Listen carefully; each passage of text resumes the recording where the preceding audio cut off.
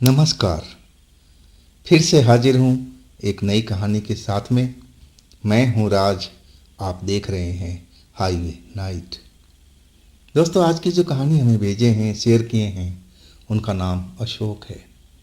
अशोक दिल्ली के रहने वाले हैं। ये घटना उनके साथ में जो घटी थी 1999 में। तो क्या हुआ था अशोक जी के साथ में, क्या घटी थी घटना, जानने के लिए चलते हैं इनके इस कहानी में। लेकिन दोस्तों, आप सभी से गुजारिश है कि अगर आप इस चैनल पर पहली बार जुड़े हैं या फिर अभी तक इस चैनल को सब्सक्राइब नहीं किया है तो ज़रूर कीजिए। और दोस्तों, अगर आपके पास भी ऐसी कोई घटना है जो आप हमें भेजना चाहते हैं तो आप मुझे इंस्टाग्राम पर या मेरे व्हाट्सएप नंबर पर अपनी घटना को, अपनी कहानी को शेयर कर सकते हैं। तो शुरू करें आज की कहानी। दोस्तों, मेरा नाम अशोक है। ये बात तो काफ़ी पुरानी हो गई है। मैं इन दिनों एक जॉब करता था प्राइवेट फर्म में। अब बड़ी मुश्किलों से मैं एक कच्ची कॉलोनी में प्लॉट लिया था ताकि मेरी भी दिल्ली में एक अपना घर हो, किराए के मकान से मुक्ति मिले। धीरे धीरे करके उस घर को मैंने बनवाना शुरू किया। जितना पैसा मैं जुटा पाता उसी अकॉर्डिंग उस घर को बनवाना शुरू किया। और वो जो कॉलोनी थी नई नई कटी थी। अभी धीरे धीरे उसमें मकान बन रहे थे, लेकिन हमें जितनी उम्मीद थी कि जल्दी कॉलोनी डेवलप हो जाएगी, जितनी जल्दी बस जाएगी, ऐसा हो नहीं पा रहा था। इस काम में लगभग 3 साल लगा था। अब मैं अपना जो मकान था उसको बनवा चुका था, लेकिन अभी जो हमारे बच्चे थे वो वहाँ पर रहने के लिए तैयार नहीं थे। एक तो बिजली की समस्या थी, वो अभी हमारे घर में नहीं आई थी, लेकिन दूर के घर में ज़रूर थी। और इसके बाद हम सबको समझाने लगे कि किराए के मकान से अपना ही मकान बेहतर है। हम पूरी आज़ादी से रहेंगे, कोई हमें रोकने वाला टोकने वाला नहीं होगा, जो किराए के मकान में अक्सर देखा जाता है और जो हम भुगत रहे हैं। और आखिरकार हमने टेम्पररी बिजली का प्रबंध कर लिया था। इसके बाद हम उस घर में शिफ्ट कर दिए थे। और वो भी जब मैंने घर बनवाया था उसका पूरा किए हुए 1 साल हो गया था। अब बीच बीच में हम जाते थे अपने घर पर, दरवाज़ा खोल करके अंदर सफाई करते थे और देखते थे कि कहीं घर नुकसान तो नहीं हुआ है। लेकिन गैप काफ़ी हो गया था। अब घर में सारा सामान हम लोग इकट्ठा कर लिए थे, जो जहाँ लगाना था, पलंग, किचन का सामान सब कुछ सेट हो चुका था। अब रात का मामला था, खाना खा करके, खाना भी बन चुका था। इसके बाद हम लोग अपने बिस्तर पर आ गए थे। बच्चे भी सो रहे थे, हम भी सो रहे थे, मियाँ बीवी। रात का करीब 12 बज रहा था और तभी एक जोरदार आवाज़ सुनाई पड़ी, जैसे हमारे किचन के अंदर में सारे बर्तन भरभरा के गिर गए हों। ऐसी आवाज़ सुनाई पड़ी थी। अब मेरी तो नींद खुल गई, मेरी पत्नी का भी नींद खुल गई। अब बच्चे भी कुनबुनाने लगे थे कि इतना शोर हुआ। तो आखिरकार मेरी पत्नी उठना चाहिए, तो मैंने मना कर दिया कि अब तुम लेटे रहो, मैं देखता हूँ, शायद ये कोई बिल्ली का काम होगा। और क्योंकि घर अभी नई नई कॉलोनी है और जंगल झाड़ जैसा एरिया है, तो हो सकता है बिल्ली आ गई हो। और मैं चल पड़ा किचन की ओर।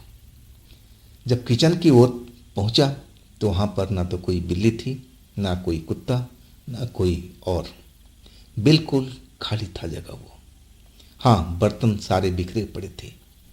अब मैं आवाज़ दे करके पत्नी को बोला कि शायद कोई बिल्ली होगी और कोई यहाँ पर नज़र नहीं आ रहा है। अब बिल्ली भाग गई होगी जैसे ही बर्तन गिरा होगा।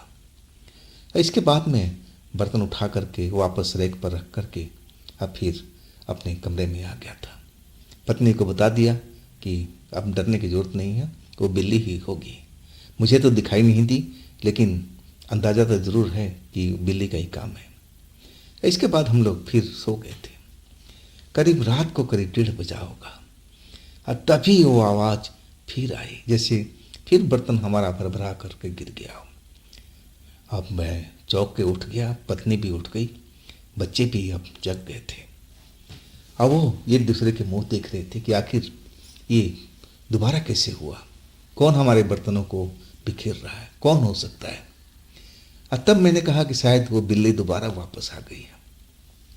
मेरी पत्नी अब उठ रही थी जाने के लिए कि मैं जाती हूँ, देखती हूँ, लेकिन मैंने बोला अरे नहीं, मैं जाता हूँ ना। अब जो घर था, घर से मैं बाहर निकला और किचन की ओर चल पड़ा। और जैसे ही किचन के पास पहुंचा ना, तो मैं क्या देखता हूँ कि एक कम से कम 7 या 8 फीट का औरत वहाँ पर खड़ी है, लंबी सी औरत, जो किचन का ऊपरी छत था ना, उस पर बिल्कुल लग रहा था कि सटी हुई है, हालांकि वो 10 फुट का था।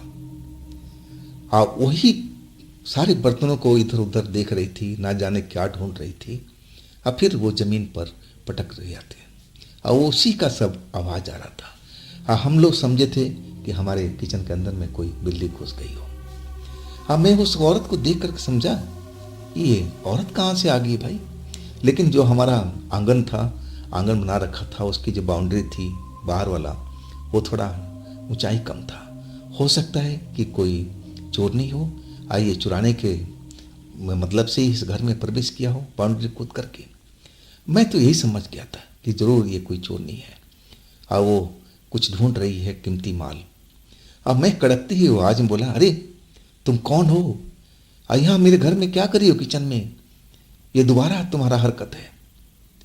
और जैसे ही मैं उसको डांटा और उसकी तरफ बढ़ा, और वो जो बर्तन पटक रही थी, इधर उधर फेंक रही थी, ना जाने क्या ढूंढ रही थी, और वो हमारी तरफ मतलब मेरी तरफ वो मुड़ करके देखी। अब उसकी आंखें और चेहरा देख करके मेरा हालत खराब हो गया था। इतनी भयंकर चेहरा मैंने कभी ऐसा नहीं देखा था। और सबसे खतरनाक उसकी आंखें एकदम लाल लाल अंगारे की तरह दहक रही थी। अब तो जैसे मेरे पर टूट पड़ी थी, एक भयानक सी आवाज निकालते हुए, एकदम खूंखार किसी भेड़िए की तरह लग रही थी, और उसे लग रहा था कि अपने नाखूनों से मेरे बदन को तार तार कर देगी। अब मैं चीख पड़ा। जैसे ही उसने मुझ पर नाखून मारना शुरू किया, मुझे दबोचने की कोशिश करने लगी, और तभी मैं चीख पड़ा था।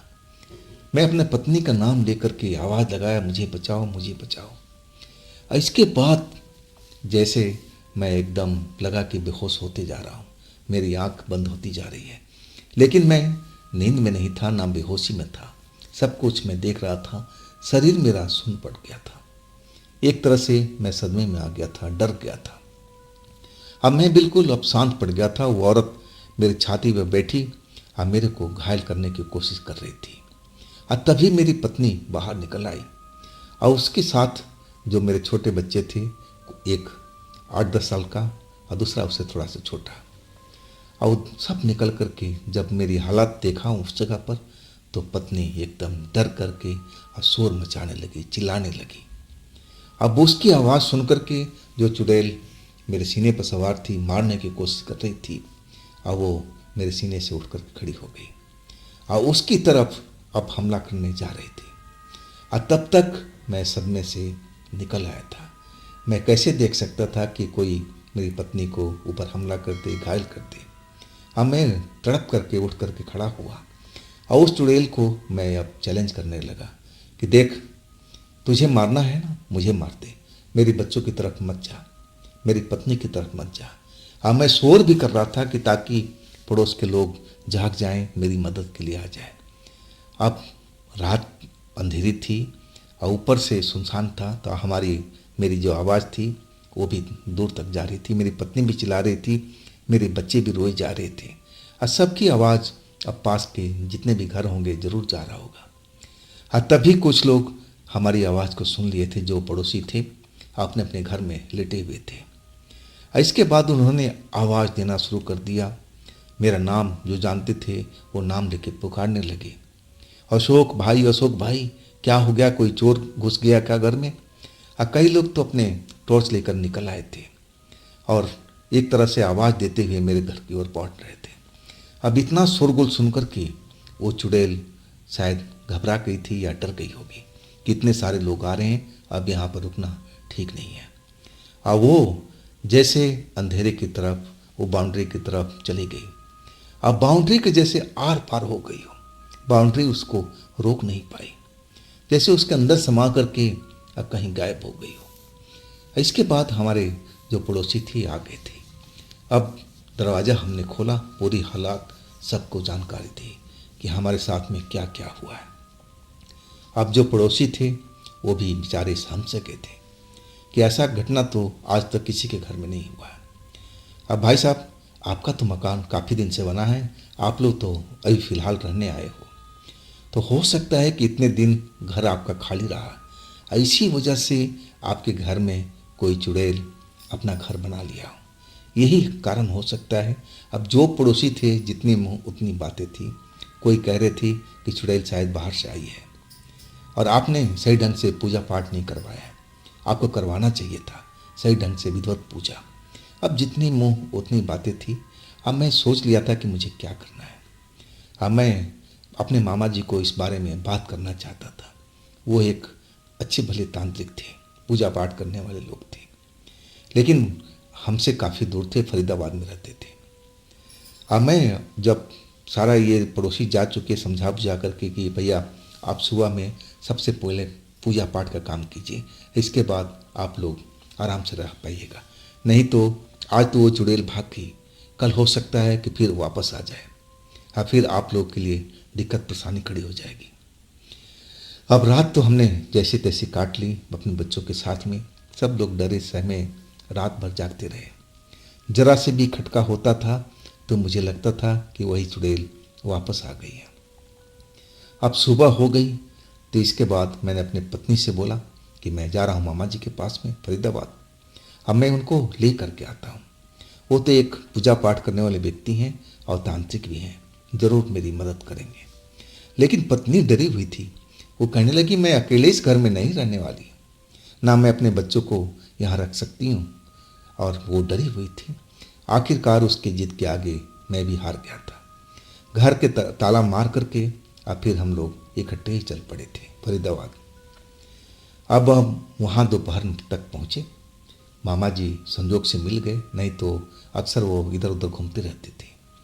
अब फिर हमने पूरी घटना को ब्यौरा दिया कि मामा जी ऐसे ऐसे हमारे घर में अंदर हुआ है और वो चुड़ैल तो हम दोनों को सभी को मारना चाहती थी।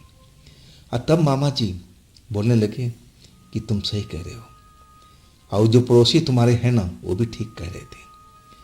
अब जिस घर को तुमने काफ़ी दिनों से बनवा के खाली छोड़ रखा था और वो चुड़ैल समझी कि इससे बढ़िया घर कहाँ मिल सकता है और उसने तुम्हारे घर के ऊपर कब्जा कर लिया। अब देख लिया ना, अब ऐसा घर तुम्हें छोड़ना नहीं चाहिए था। वो भी समझाने लगे थे, लेकिन चलो अब जो हो गया उसके पीछे क्या भागना, चलता हूँ मैं, देखता हूँ कौन सी चुड़ैल है। इसके बाद हम लोग सारा परिवार जो साथ में गए थे वापस आने लगे मामा जी को लेकर के। मामा जी अपने तंत्र मंत्र का जो भी थैला था वो साथ में ले लिए थे। जब हम अपने घर पहुँचे तो शाम हो चुकी थी, अंधेरा होने वाला था। अब मामा जी कह रहे थे कि ये भी पूजा पाठ जब मैं करूँगा ना तो रात को ही करूँगा, क्योंकि तंत्र विद्या का जो अक्सर पूजा पाठ रात में ही होता है।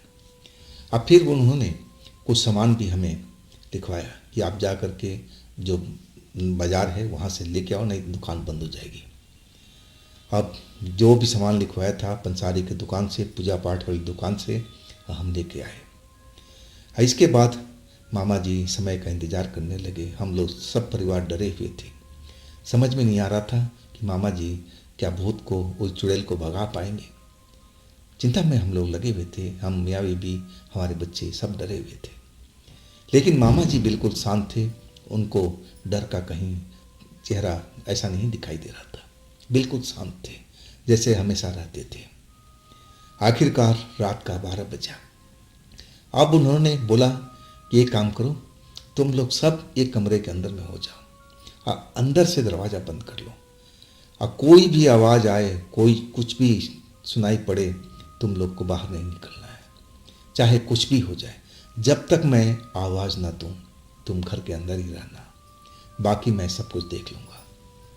और उसके बाद उन्होंने अपना पूजा का अनुष्ठान शुरू कर दिया था आंगन में ही।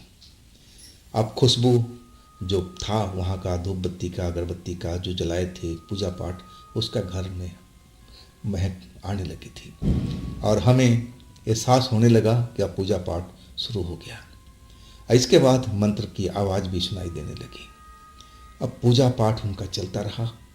करीब 1 घंटा बीत चुका था, 1 बज गया था रात का। लेकिन अभी पूजा मामा जी का रुका नहीं था, निरंतर चलता जा रहा था। अब इसके बाद में बिल्ली की गुर्राने की आवाज़ आने लगी। पहले एक बिल्ली जैसे चिल्लाने लगी हो, डरी डरी। अब फिर लगा कि 2 बिल्ली आपस में लड़ रही हो, एक दूसरे को मारने की कोशिश कर रही हो। अब फिर लगा कि बहुत सारी बिल्लियाँ जोर जोर से आवाज़ लगा करके चिल्ला रही है, रो रही है। ऐसी आवाज़ हमें सुनाई देने लगी थी। लेकिन मामा जी का मंत्र जो था वो लगातार चलता रहा था। इसके बाद धीरे धीरे धीरे उन बिल्लियों की आवाज़ आनी बंद हो गई। और करीब आधा घंटे के बाद वो मंत्र मामा जी का सुनाई देता रहा। इसके बाद आवाज़ आई, मेरा नाम लेकर के मामा जी बुला रहे थे, अशोक अशोक बेटा अब बाहर निकल आओ, आ जाओ, अब डरने की ज़रूरत नहीं है, मैं तुम्हारा सब प्रबंध कर दिया हूँ। उस चुड़ैल को इस घर से सदा के लिए मैं भगा दिया हूँ, अब डरने की आवश्यकता नहीं है। अब मामा जी की आवाज़ सुन कर के हमने दरवाज़ा खोला। पूजा पाठ के उस जगह पर बैठे हुए थे अभी भी। सामने में सब कुछ वैसे को वैसे रखा हुआ था, पूजा पाठ का सारा सामान, धूप बत्ती दिया जल रहा था। और मैं तो डरा हुआ था, मेरी पत्नी भी डरी हुई थी, बच्चे सो गए थे। तब हम डरते डरते दोनों मामा जी के पास पहुंचे था और मैंने बोला, मेरा पहला ही लक्ष्य था कि क्या मामा जी चुड़ैल भाग गई। तब वो हंसते हुए कहने लगे कि हाँ बेटा, मैंने उसको भगा दिया है, अब डरने की आवश्यकता नहीं है, अब तुम लोग इस घर में आराम से रह सकते हैं।